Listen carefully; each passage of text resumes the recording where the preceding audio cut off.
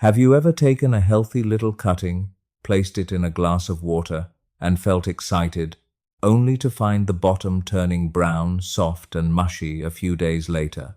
And then you see someone else do the exact same thing, with what looks like the same kind of branch, and somehow theirs grows clean white roots like it was easy. That can feel frustrating. But here is the part most people miss. It is usually not because they have a green thumb and you do not.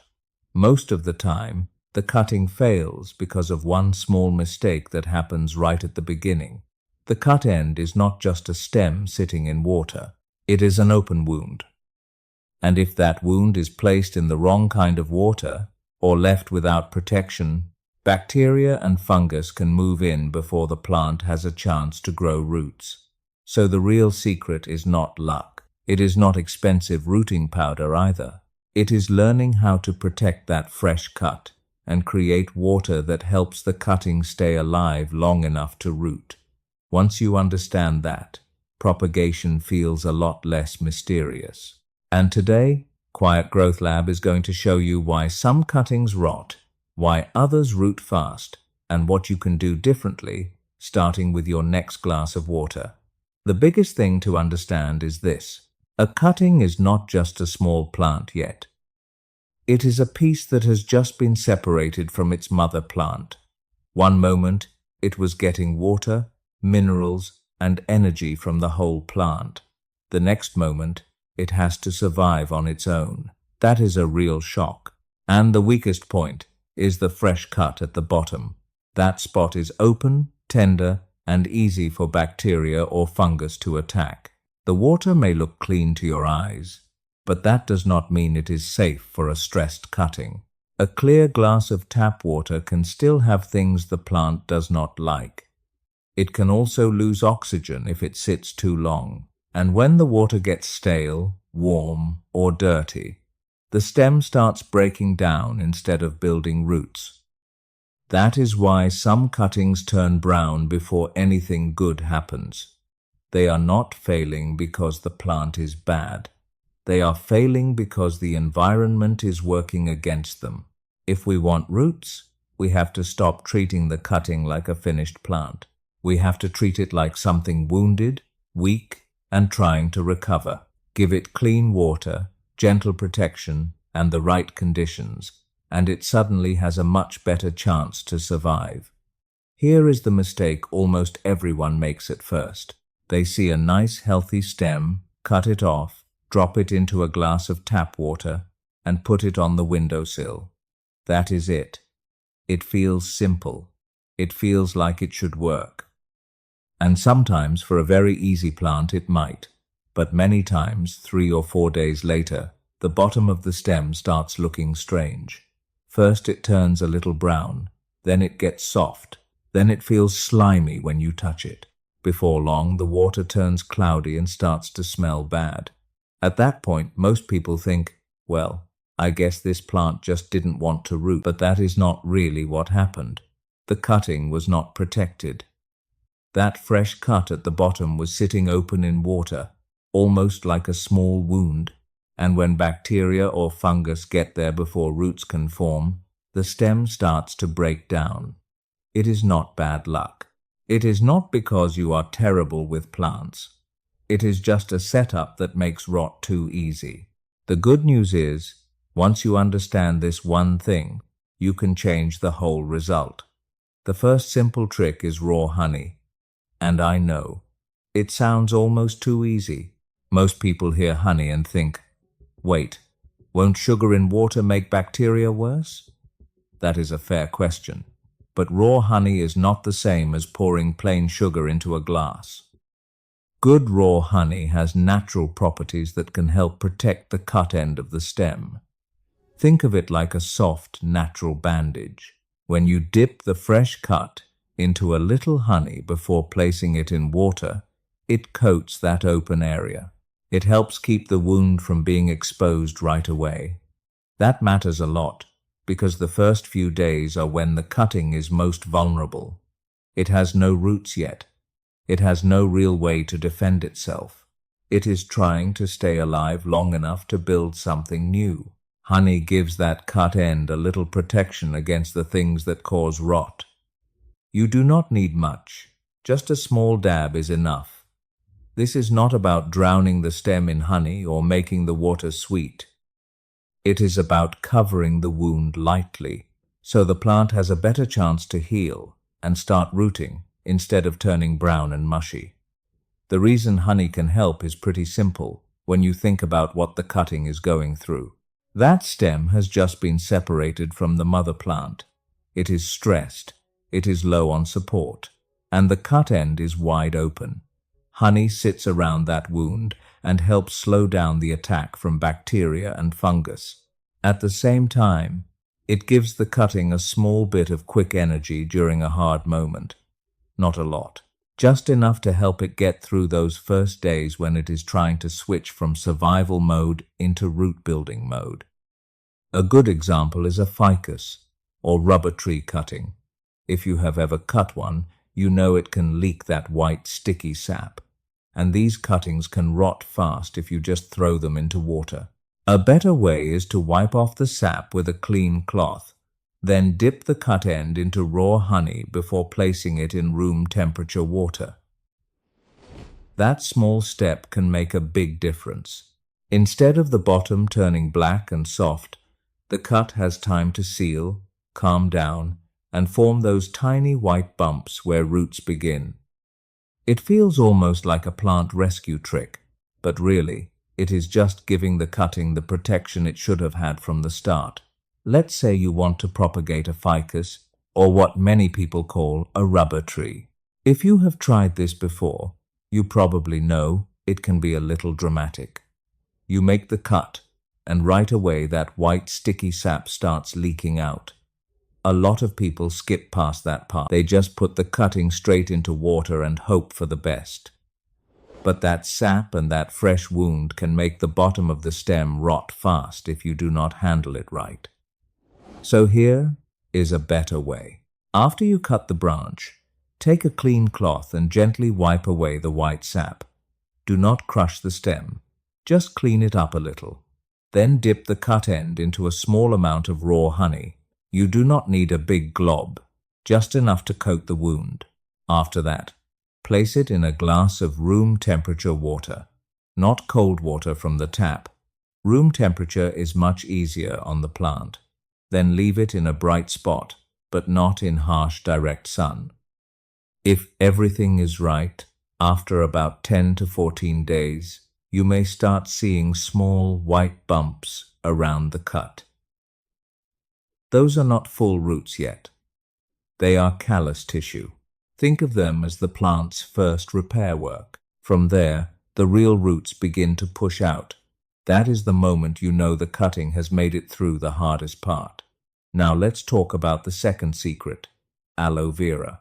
If you already have an aloe plant sitting by a window, you may not realize how useful it really is. Most people think of aloe as something for sunburn or dry skin, but for plant cuttings, it can be a little gold mine.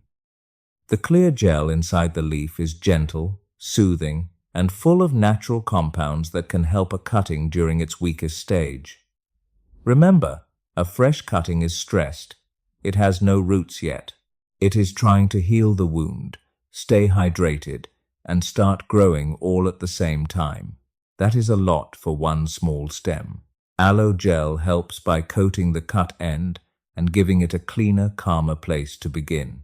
It also supports the rooting process in a natural way, without shocking the plant like too much chemical rooting powder can. And the best part is, it is very easy to use. You can scrape out a little clear gel, mix it with some lukewarm water, and place your cuttings in that mixture. Or you can dip the cut end directly into the gel before putting it in water or soil. It is simple, cheap, and gentle. And sometimes that is exactly what a cutting needs most. Not more force. Just the right kind of support at the right time. Here is the simple way to use aloe vera without making it complicated. Take one small piece from a lower aloe leaf, about 2 inches long. You do not need to cut off a huge leaf. A small piece is enough for a few cuttings. Slice it open and scoop out the clear gel inside with a clean spoon. Try to avoid the yellow liquid right under the green skin. That part can be a little harsh, and we only want the clean, clear gel. Once you have the gel, mix it with a small amount of lukewarm water. Not hot water, not cold water, just gently warm or room temperature water. Stir or blend it until the water looks a little cloudy. That is your aloe water. Now place the cut end of your plant cutting into that mixture. The gel helps coat the wound and gives the cutting a softer start while it is trying to grow roots. Another easy method is even simpler. You can dip the cut end straight into fresh aloe gel before putting it into water or soil. Some gardeners even push the cutting directly into a piece of aloe leaf, letting the gel stay wrapped around the stem. The point is not to overthink it. Aloe works best when you use it gently. A little gel, clean water, and a fresh cutting are enough. It gives the plant protection, moisture, and support at the moment it needs it most. The third secret is willow water, and this one feels almost like an old garden trick people forgot about. Long before people bought rooting powders in little plastic tubs, gardeners used willow branches. The reason is simple. Young willow stems naturally contain compounds that help plants form roots. That is why willow trees root so easily. You can cut a young willow branch, place it in moist soil, and it often wants to grow. It has that strong rooting energy built into it. Willow water is a way to borrow that energy for other plants. And the best part is, it can be free if you have access to a willow tree nearby. You are not forcing the cutting with harsh chemicals. You are giving it a natural signal that says, start building roots. That can be very helpful for stubborn cuttings that sit in water for days and do nothing. It is also useful when you want a more natural option instead of buying synthetic rooting hormone. Think of willow water like a homemade root starter. It does not replace good cutting technique. You still need a clean cut, fresh water, warmth, and indirect light. But when you combine those basics with willow water, the cutting gets a much stronger start. For many gardeners, this is one of those tricks that once you try it, you keep using it. Making willow water is simple. You do not need any fancy equipment. Just find a willow tree and take a few young green branches. The younger, softer tips are the best ones, because that is where the rooting power is strongest. Bring them home, rinse them off, and cut them into small pieces, about 1 inch long. Then put those pieces into a clean glass jar. Pour hot water over them, just like you are making a strong herbal tea. After that, let the jar sit for at least 24 hours. Do not rush this part. The water needs time to pull the good stuff out of the willow stems. The next day, strain out the pieces of branch. What you have left is your homemade willow water. Now you can place your fresh cuttings in that water for the first 2 days. This gives the stem a strong signal to start forming roots. After those 2 days, you can move the cuttings into regular clean water. That is enough. You do not have to keep adding more and more.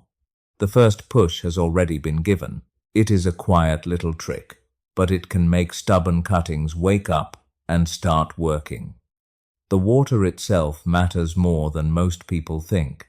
A lot of us just turn on the faucet, fill a glass, and drop the cutting in. I used to do that too. But tap water is not always gentle on a fresh cutting. In many places, it can have chlorine in it. Sometimes it is also hard water with a lot of minerals or lime. That might be fine for us to drink, but for a small stem with an open wound, it can be stressful. The cutting is already weak. It does not need one more thing working against it. Rainwater is usually the best choice if you can collect it cleanly. It is soft and closer to what plants naturally like. If you do not have rainwater, no problem. You can boil tap water and let it cool completely before using it. Or, even easier, fill a glass with tap water and leave it uncovered for 24 hours. That gives some of the chlorine time to fade off. It is a tiny step, but it can change the whole result.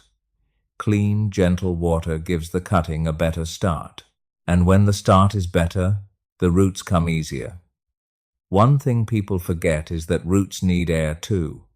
I know that sounds odd, because we are talking about roots sitting in water, but those tiny new roots still need oxygen.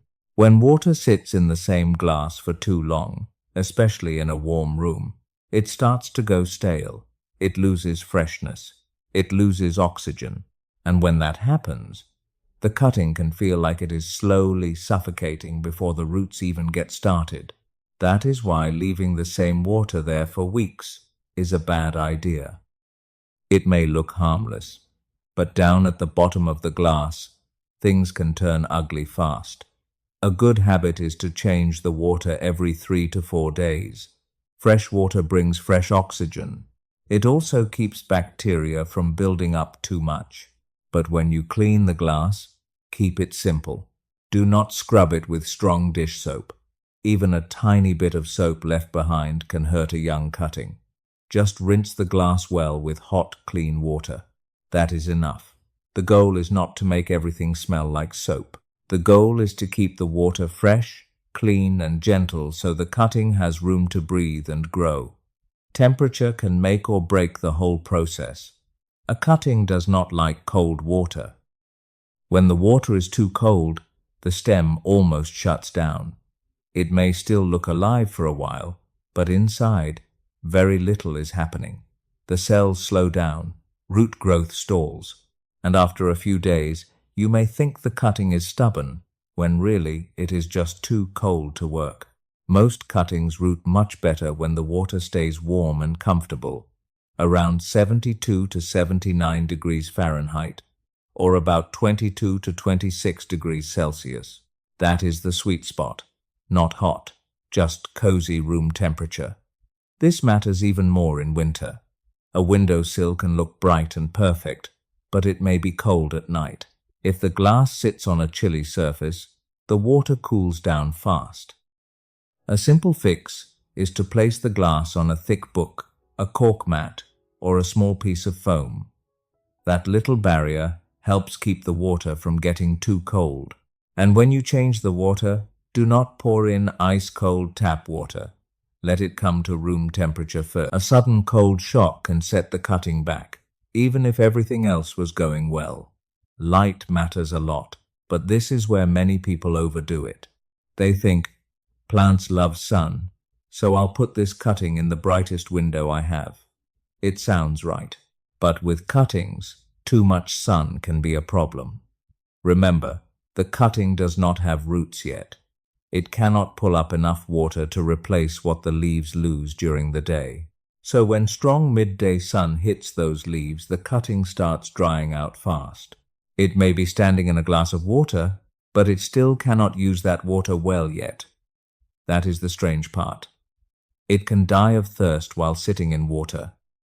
So do not place fresh cuttings in hot, direct sun.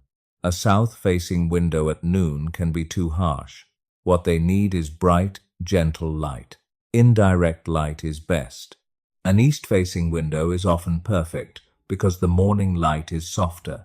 Or you can place the glass a little farther back from a bright window. The cutting still gets the signal to grow, but it is not being cooked. Think of it like recovery time. The plant needs light, yes, but it also needs calm conditions while it works on building roots. The cut itself is more important than most people think. A bad cut can slow everything down before the cutting even touches the water. Do not snap the stem with your fingers. Do not use dull kitchen scissors that crush the end. When the inside of the stem gets smashed, it blocks the tiny channels that move water. Then the cutting struggles to drink, even if it is sitting in a full glass. Use a sharp, clean knife or a sharp pair of pruners. If you can, wipe the blade first so you are not pushing dirt or bacteria into the fresh wound. Then make the cut at a 4-5 degree angle. That angled cut gives the stem more surface area to take in water. It also helps the bottom of the stem avoid sitting flat against the bottom of the glass. That matters because when the cut sits flat, water cannot move around it as well, and that dead spot can turn slimy faster. A clean angled cut gives the cutting a better start. It is a small detail, but it changes the whole setup. You are not just cutting a branch. You are giving the plant its first chance to heal, drink, and grow new roots. Here is a detail that can change everything. Roots do not usually pop out from just anywhere on the stem. They often come from the node. That is the little bump where a leaf grows out. Think of that spot as the plant's growth center. It has the kind of cells that are ready to wake up and build something new. So when you take a cutting, do not cut in the middle of a smooth, empty stem and hope for the best. Cut just below a leaf node. Then remove the lower leaf so that node is exposed. That exposed node should sit under the water. This gives the cutting the best place to push out new roots. Now, do not leave too many leaves on the cutting. I know it is tempting. A bigger cutting feels like it should turn into a bigger plant fast, but that is not how it works. Every leaf needs water, and a cutting with no roots cannot keep up. Keep only 2 or 3 leaves at the top. That is enough for the plant to stay alive without draining all its energy. If one leaf is huge, like on a monstera, you can even cut part of the leaf off. It may look odd for a while, but it helps the cutting survive. Less leaf means less water loss, and less stress gives the roots a real chance to grow. Even when you do everything right, a cutting can still start to rot. So do not panic if the bottom turns dark or soft. Just act fast. Take the cutting out of the water right away. Rinse it gently with lukewarm water. Then use a sharp, clean knife and cut away the rotten part. Keep cutting until you see firm, healthy green tissue again. Do not try to save the mushy section. If it stays there, the rot will keep spreading. The video also mentions using a small amount of 3-fun-trum hydrogen peroxide in fresh water as a gentle emergency step. It can help clean things up and add a little extra oxygen to the water. After that, give the cutting a clean restart. Now, if your cutting has already grown nice white roots, do not rush the move into soil. Water roots are soft. They are not used to dry potting mix yet. If you shove them straight into dry soil, the plant can go into shock. A better way is to transition slowly. Add a small spoonful of fine potting soil into the glass each day. Let the water get a little muddy over about a week. This helps the roots get used to soil little by little. Then move the plant into a pot. Keep the soil lightly moist, not soggy. This slow step can save the plant after all the work you did to grow those roots. So, in the end, growing cuttings is not really about luck. It is not about being born with a green thumb.